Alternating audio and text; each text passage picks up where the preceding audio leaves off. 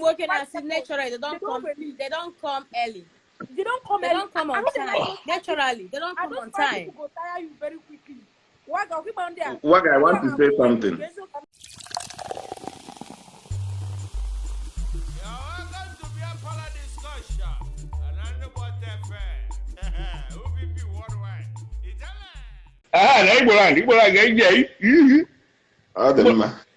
My man. Because our only line you say soccer, okay? If I remember, last week, for 2 weeks now, I'm busy with 1 or 2. Yeah. So okay. I experienced something I think I'm early today.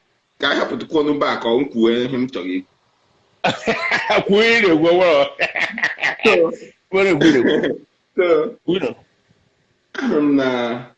Yeah, I say 1 minute man because I'm blessing see you are confirmed or this thing now. Yeah, I say 1 minute man was say you say a natural something. In with the ezigbo to them. In your sister. In your sister. Because I'm experience within 1 hour and 3 times. And the cow na and palito cosa. And you walk again. Now 1 hour. Now 1 hour. Ibolan. I can't you see come your this problem I want to say. If you see the problem, I'm a help your problem. You couldn't don't worry. Stay on ground. Hello, beauty. Expensive. Hey. Aye, bring no more. In a fast shine. Who was what? Hello. Carabono. Rose Rogers. Hello. Rogers in the corner. Rogers, are you in? I'm coming. Rogers. Yeah, good evening. Rogers, get in there. How the makeki me? Udo. We good.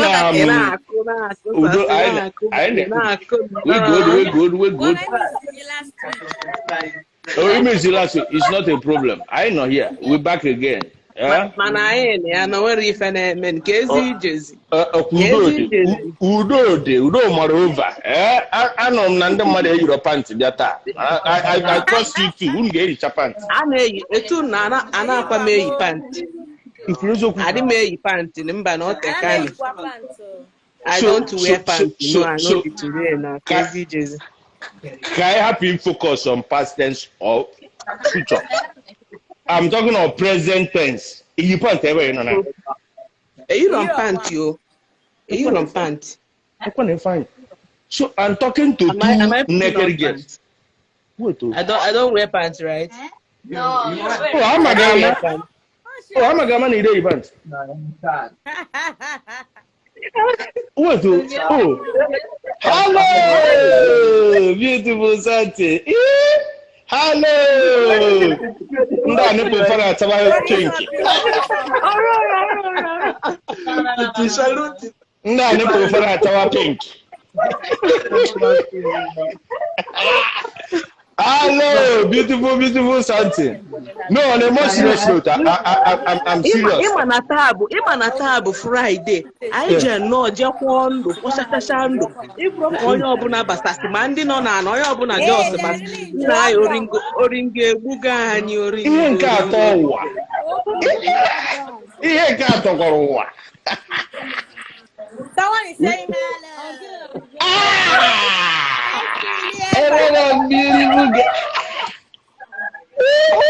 Yeah, every time Sikita, I come tata.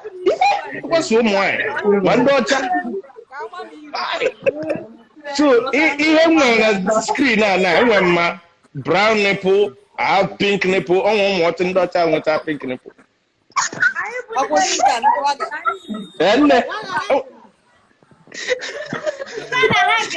This one I hang hanger. Ona hanga. Nakwa na anya o. Na ha na like anga. Nakwa na anya. Ndị mmadụ jisikwa nepo bịa taa. Biko nne Eji mụ na nke mụ ka ọ kwụ na ya ka ọ kwụ n'oyi.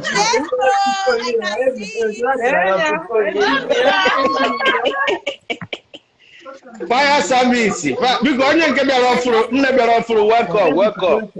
Hello. Biko ka afa ga ebe isi akpọete ka ibiro n'isi. O nwere ebe nna anụ mkpọtụ a. Kere ebe nna anụ mkpọtụ a.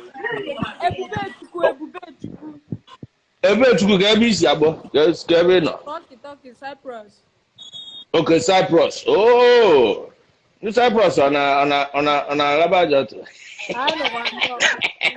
Ndị Igbo juru ebe ha na-araba.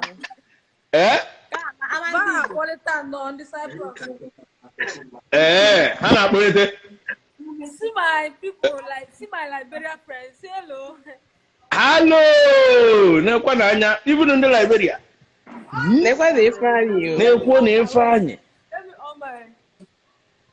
Na-ekwe n'anya. Ndị Liberia na-enwekwa ike afụmike ka m fere ya.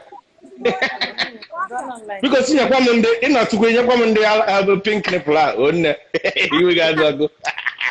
Biko nyekwa m your sister too. Ịgbago just ka ọ na-agagharị. Ọ na-aga. Hello. Enne. It's a good day, Okay, no problem. You ask. Check I meet you on your floor. 1 second. Hello. Kenya. Okay. Liberia. Where are you from? I'm from Liberia. Oh, Liberia. We love you. We love you so much here. We are from Nigeria. We're Nigeria here. We love you, okay? Yes. I love you guys so much. Beautiful. Did I just see any photo? Okay, it's okay. All right, my sister, I have a question. We go carefully change real quick before we go on. Actually, I mean, you can hear and see something land or what? Get a cook before. Igbo land. All I see now, as in on 3 times, before as under 1 hour. Go ahead. Rogers, my page now. You see. Also on 3 times under 1 hour. Oh yes. That's not where all to but. Oh yes.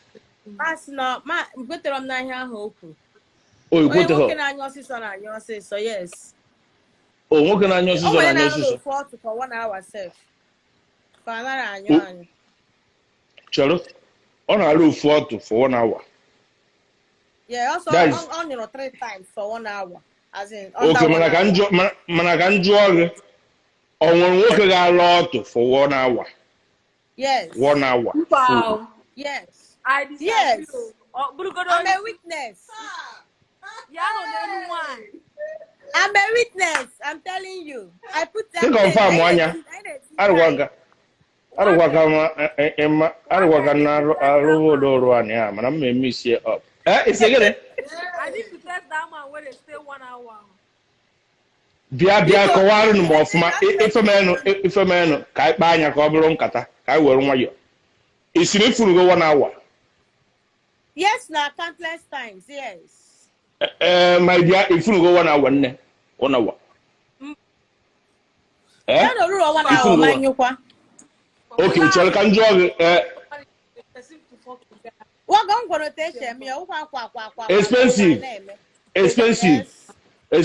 1 hour ị na-ekwu ọ na-esonye first steady for 1 hour ka ashonye too small ashonye too gekwa m ntị na ashonye too small ewepụta la ṅụọ ma ṅụtụkwa ala at least in for 20 minutes. Yes. Igba break. In our water. Okay, we got about break. He make one in the foreplay. Okay, you go foreplay. He made to foreplay. I'm gonna go inside the qua. ọ ga-anọkwa inside. Okay, ujege ga-anọ inside. Ebidokwa foreplay. Okay, mba ihe nna achọ bụ onye ga na-esu ya. One hour. Onye ka m na-ekwu. Osikata side ọ tụgharịa side a siokwa daa. Oge osiri ya 1 hour. Achọrọ m ịghọta ka mma ahụ na-emebi ọ dị a na-eme nwanne na-eme ka m gwa gị eziokwu ndị mmadụ na-aba mba na-asị na ọ dị ka m gwa gị nkewa eziokwu ịnọ na fọm gasị nwoke n'anya ịnọ na fọm gasị nwoke ịnọ na good position cheka mgbọta Igbo land o mere ka ọ na-ekwu ya n'ọnụ ya so ịnọ na a very comfortable position ị ga-emenwu ife nọ na ya hello expensive golden bịa biko based on that 1 hour somebody and SMS my sister separate. Bank for 1 hour with different styles. Okay, that's what I'm saying. For 1 hour. Yes, you give a kiss for 1 hour with different styles. Yes, there's a lot of styles. Except doesn't go there except not to go on a total. That's what I'm saying. Except more to Ghana half total.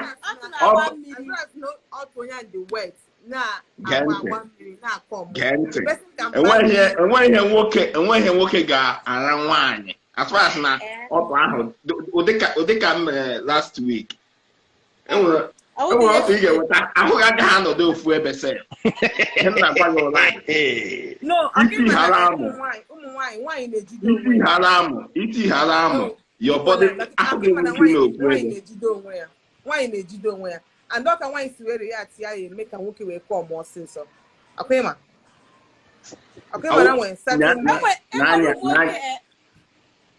some men onwe ka nwaanyị ga-esi were ya ati ya on that sex you come like your body will not carry it again get come ọsịsọ but I want some women that will hold themselves ha ejide onwe ha like they want to have sex they feel like we are not talking about the women. I'm telling you from the man's side. No, that's what I'm saying. From the man's side. Nwoke nwete ezigbo thought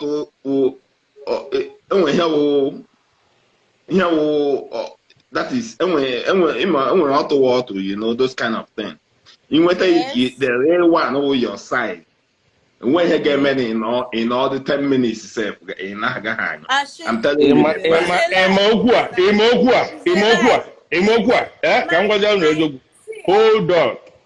Hold up, everybody. If you look I don't go finish now.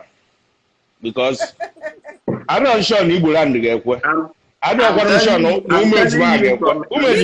from experience. Yeah, this experience. Waga potezi boto oke mpia mu ya karaka.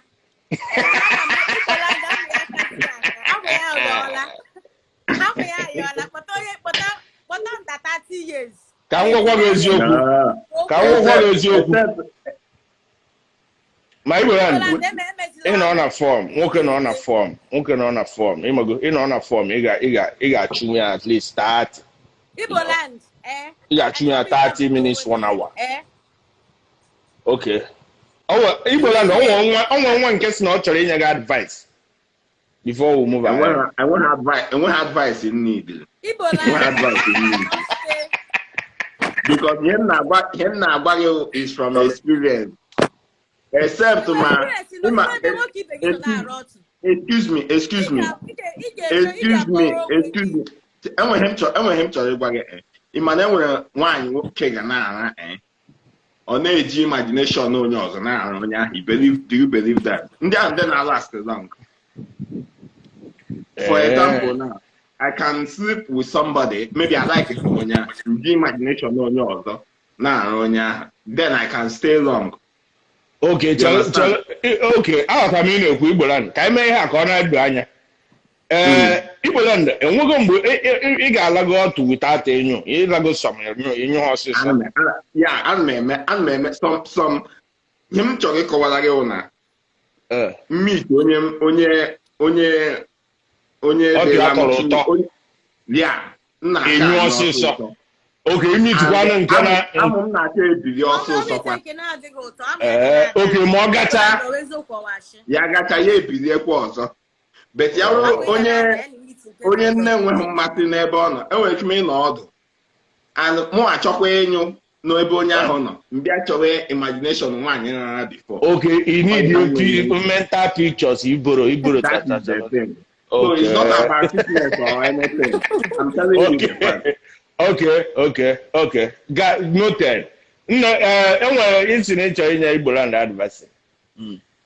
Nke bịara ọfụ nke nọ na anaka nna gwa kere afa nke bụ bonnet. Yes, official gwa ka nna gwa. Okay, sindere. Okay, gbọ́dọ̀ ekwu na ọ gbọ́dọ̀ ekwu na nwoke ya no nwuro. 10 minutes n'elu. Ọwụtue. So, ọbịakwa kịta na-asụ na ọgụ n'ọla.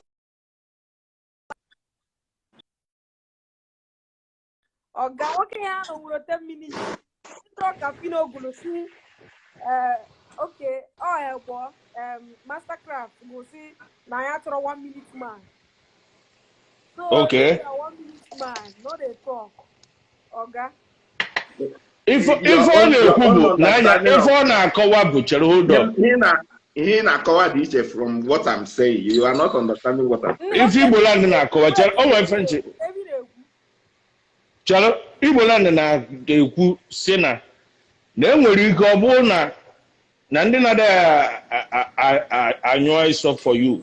Maybe na ọ bụrụ ike ọ dị ka ike atọghị ụtọ ọ dị ka onye nwa na-akọ ọsị ya. O nwere onye ma na-akọwa na ọ dị ka ike na-atọghị ụtọ ka a na-ala.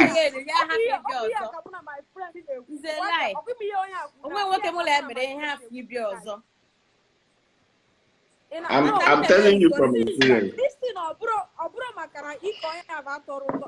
Exactly thing ka mụ na my friend na-ekwu n'ime abalị a. O nwere one of my friend, one Yoruba guy. Okay. My friend, should I call him my boyfriend? Do you know this guy? Okay. Unalaba. Eh? Wait. Go ahead. Last 3 seconds, you don't release. 3 seconds, you don't release. Another 3 seconds, you don't release. One of my friends, this person said he too enter me, that is why. My friend, my ex-boyfriend, only got almost 1 hour or almost 30 minutes. He never released. Okay, go ahead. Naturally, when working out like this, they don't come on time. So all those people, they don't come on time. So nothing. Go ahead, Igboland, what's something? Hold up. For me, ihe dị mkpa na sex wo oge onyinye ahụ how long I stayed. It doesn't matter for me. It doesn't matter how long I stayed. Wait, okay. Gente. When a woman never comes, sex no go sweet. I'm telling you. There is a way. Gente. For me, order. Kind of one. I went and want to point. Igboland, onwe nke ekpo n'ọnụ ngwa kwuchapụ. Hold on. Yem na-ekwu mụ na nwaanyị nọdị. Ya, nwaanyị kwesịrị enyo. For me, I'm like nwaanyị nyụọ first before mụ abịa because I know that it moves me, it motivates me. Ọrụ ga-agwụgo na ọ just mgbe nwaanyị nyụcha ị na-ahazi mgbe ọgba ka eji eme flesh ya, you know. Skills, you gotta have skills from bar. All got you na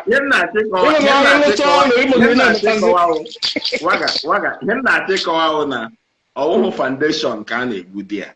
Because if you go to go at it tomorrow and when anything, there is nothing so special in it. The most special thing in there, okay, for me, you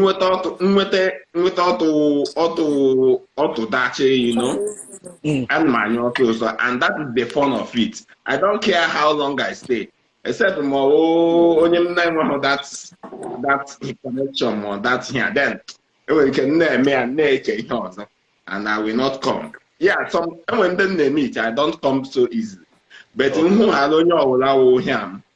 So I'm not saying it for you to believe, but that is the experience I got. So I'm gonna back seat is the one. Thank you. Igbo land. Mba ihe ma bụ na Igbo land na ndị nyanya ka ife si wee dị. I will always say we will always revisit this issue. By the time we finish today.